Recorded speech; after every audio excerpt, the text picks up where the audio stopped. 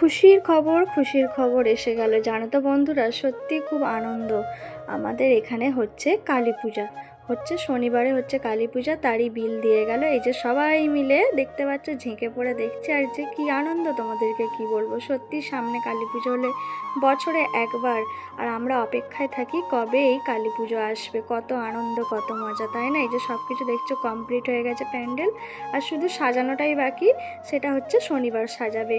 আনন্দ মজা তো করতেই হবে, তার সঙ্গে কিন্তু সংসারের কাজও করতে হবে। আর এই যে দেখতেই পাচ্ছ সকাল হয়ে গিয়েছিল, সকালের সমস্ত কাজ বাজ সেরে নিয়ে রান্না বান্না কমপ্লিট করে নিয়ে ঘর দৌড় গুছিয়ে মুছে পরিষ্কার করে, কারণ দিনটা ছিল বৃহস্পতিবার। এই দিনটা আমার কাছে খুবই স্পেশাল, কারণ আমি মা লক্ষ্মীর পুজো করি। আমার এই দিনটা জানি না খুবই ভালো লাগে। আর এই দিনটা কিন্তু আমি নিরামিষ খাই, কোনো আমিষ খাই না, ধোয়া মোছা করে। এই দিনটা আমার কাছে না সত্যি একটা আলাদা অনুভূতি আনে।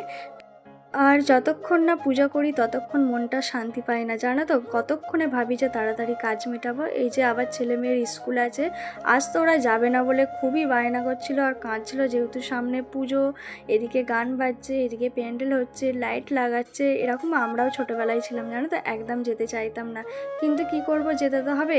কিন্তু আমার মেয়ে কিছুতেই গেল না। ওকে ড্রেস পরালাম, চুল বেঁধে দিলাম, ও আর গেলই না। ও খুব কাঁদছিল, তাই বললাম যে তাহলে তোকে আর যেতে হবে না, তুই তাহলে নাচ প্র্যাকটিস। কিন্তু নাচের ক্লাসে দিয়ে এসে এবার হচ্ছে আমার পুজো করার পালা। আমি কিন্তু আলতা পরে নিচ্ছি। আমার বৃহস্পতিবার হলে আলতা না পরলে কেমন একটা যেন লাগে। আমার কিন্তু বৃহস্পতিবার দিনটা এলেই আলতা পরি, পা ভর্তি করে আর শীতে ভর্তি করে সিঁদুর। আমার খুব ভালো লাগে, কারণ এই সব না পরে পুজো করলে মনটাও খুব ভালো লাগে না।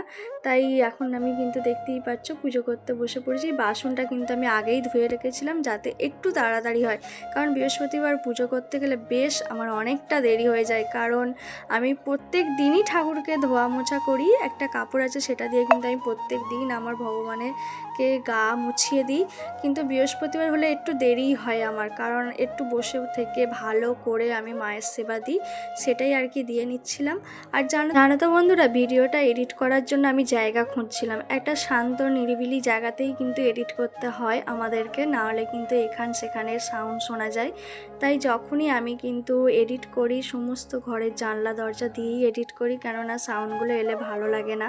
কিন্তু কি করব, এইটাই কিন্তু একটু একটু সাউন্ড হয়তো তোমরা শুনতে পাচ্ছ কিংবা পাবে, কারণ আমাদের এখানে এই যে কালী পূজা বললাম আগেই, তারই আর কি মাইক বাজছিল, গান হচ্ছিল। কিচ্ছু করার নেই গো বন্ধুরা, কি করব বলো।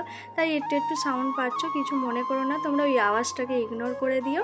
আর এই যে দেখতেই পাচ্ছ আমার কিন্তু পুজো করে নিয়েছি, ঠাকুরতলাতেও আমি সেবা দিয়ে এসেছি। এসে এখানে শাঁখ বাজিয়ে আমার পুজো কমপ্লিট হলো।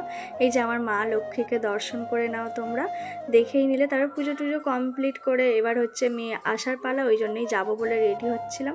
এই দেখো বলতে বলতে কিন্তু মেয়ে এসে হাজির। ও একদমই কিন্তু আজকে আর স্কুল যেতে চাইছিল না, এতটাই কাঁদছিল। রাস্তায় কিন্তু ওর কাকা ওকে চিপস 5 টাকা দিল, তাও গেল না। বললো যে বাইকে করে দিয়ে আসবো, তাও গেল না। আমি বললাম যে থাক, আর এত কাঁদছিস যখন যেতে হবে না। ও আমার প্রিয় মিষ্টি বন্ধুরা, তোমাদের সকলের নিমন্ত্রণ রইল আমাদের পাড়ার কালী পুজোয়, সকলে কিন্তু চলে আসবে। আর আজকে সব মিলিয়ে ভিডিওটা তোমাদের কেমন লাগলো কমেন্টে কিন্তু জানাতে ভুলো না গো।